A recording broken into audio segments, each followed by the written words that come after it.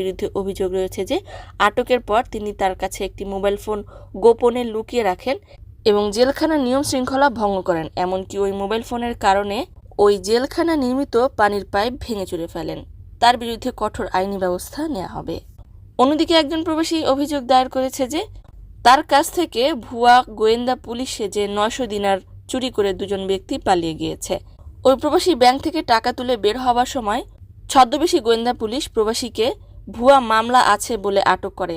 এক পর্যায়ে তাকে হাতাহাতি করে তার কাছ থেকে টাকাগুলো ছিনিয়ে নিয়ে পালিয়ে যায়। এ সম্পর্কে মামলা চলমান রয়েছে। জানিয়ে দিচ্ছি বাংলাদেশের আপডেট।